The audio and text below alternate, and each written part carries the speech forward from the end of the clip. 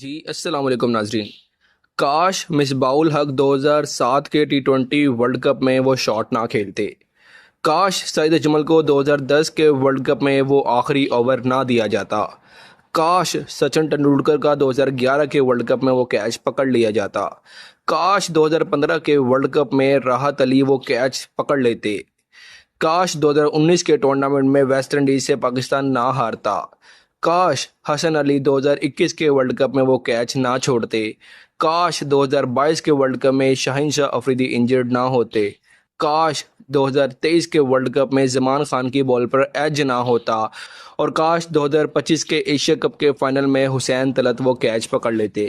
جی ہاں ناظرین، یہی وہ سارے کاش ہیں جو آج تک ہر بڑے ٹورنامنٹ میں پاکستانی قوم جن کو برداشت کرتی آئی ہے. کاش یہ نہ ہوتا، کاش وہ نہ ہوتا. ہر دفعہ ہمیں کسی نہ کسی کاش کی وجہ سے ٹورنامنٹ سے باہر کر دیا گیا. اب ناظرین، ایشیا کپ 2025 میں پاکستان نے بھرپور محنت کی، شاندار کھیل پیش کیا، لیکن فائنل میں بھارت کے ہاتھوں عبرت ناک شکست نے ہر پاکستان کو دکھ اور غصے میں ڈال دیا ہے.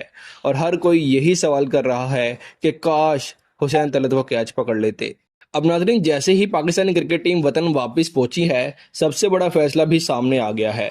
پاکستان کرکٹ بورڈ کے چیئرمین محسن نقوی نے چند ایسے فیصلے کیے ہیں جنہوں نے پاکستانی کرکٹ شائقین اور کھلاڑیوں کو بھی ہلا کر رکھ دیا ہے.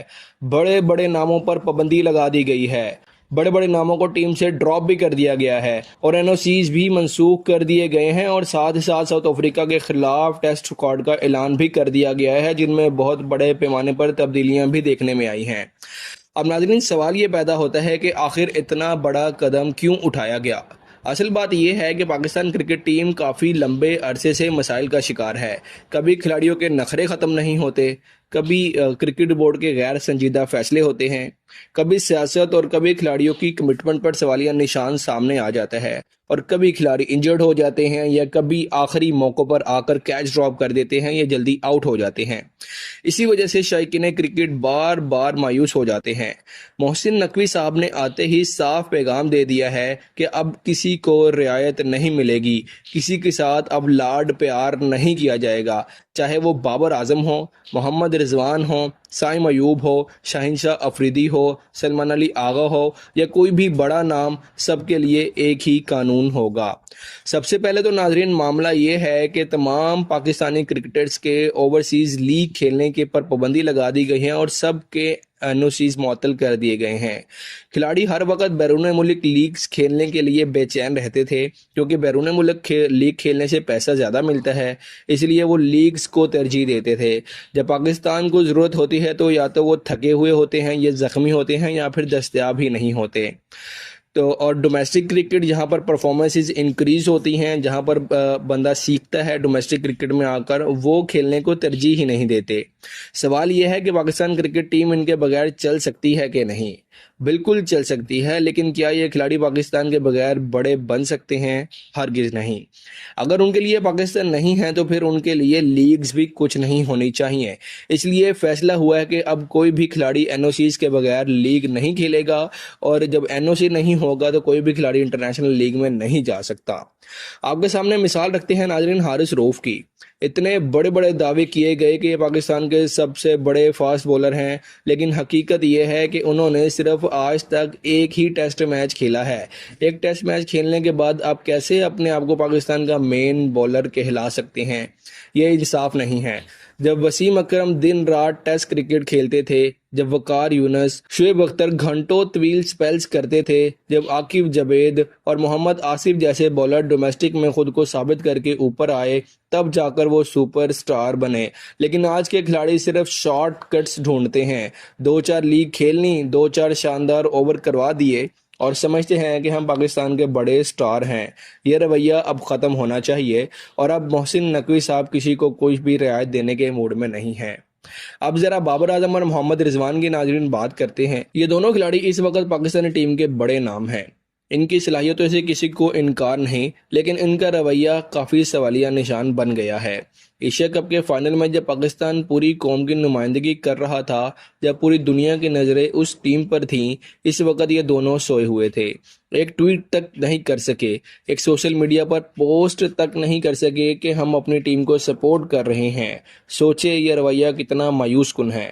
پاکستان نے انہیں کئی سال کپتان بنایا، ان پر اعتماد کیا، بڑے بڑے ایونٹس میں ذمہ داری دی، لیکن جب ملک کو ان کی ضرورت تھی تو آگے نہیں بڑھے۔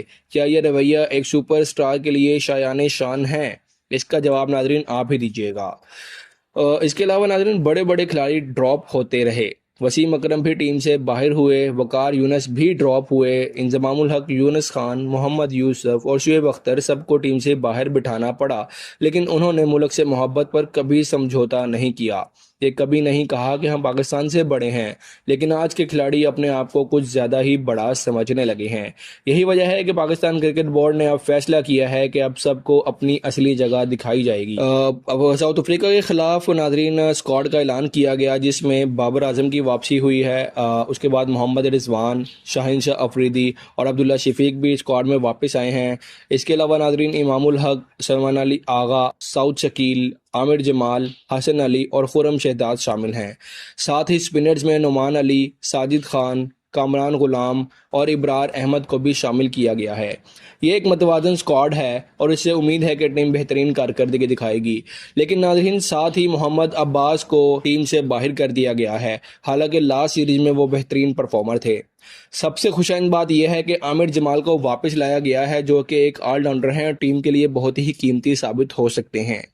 لیکن یہاں ایک اور مسئلہ بھی ہے، سائم ایوب کو ڈراپ کر دیا گیا ہے۔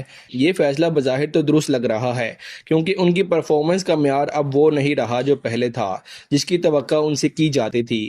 دوسری جانب ناظرین شان مسعود ابھی بھی ٹیم کے کپتان برقرار ہیں، حالانکہ پہلے خبر یہ تھی کہ جو لاسٹ سیریز ٹیسٹ گزری تھی وہ ان کی آخری سیریز تھی۔ کچھ خبریں یہ بھی تھی کہ سعود شکیل کو کپتان بنایا جائے گا یا پھر سلمان علی آغا کو تینوں فارمیٹ کا کپتان بنا دیا جائے گا، لیکن ابھی کے حالات میں شان مسعود ہی قیادت کریں گے۔ اب اصل سوال یہ ہے کہ پاکستان کی کرکٹ کو بہتر کیسے بنایا جائے۔ صرف کھلاڑیوں کو برا بھلا کہنے سے کچھ نہیں ہوگا، اصل اصلاح سسٹم کی ہونی چاہیے۔ سلیکشن کمیٹی کے اندر بیٹھے افراد کو جوابدہ ہونا چاہیے، بورڈ میں بیٹھے لوگوں کو یہ سوچنا ہوگا کہ نیچے کا ڈھانچہ مضبوط کیے بغیر پاکستان کرکٹ کبھی بہتر نہیں ہو سکتی۔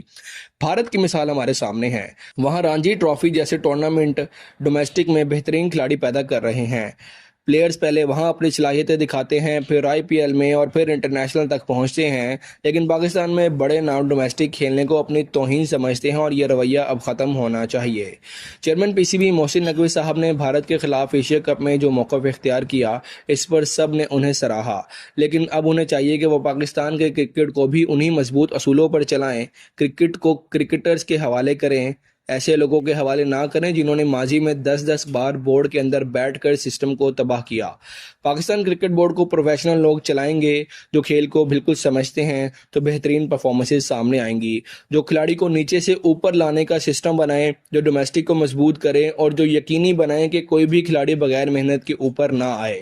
ناظرین بات صرف اتنی ہے کہ پاکستان کرکٹ اس وقت ایک موڑ پر کھڑی ہے، اگر ابھی بھی اصلاح نہ ہوئی تو آنے والے وقت میں حالات مزید خراب ہو سکتے ہیں۔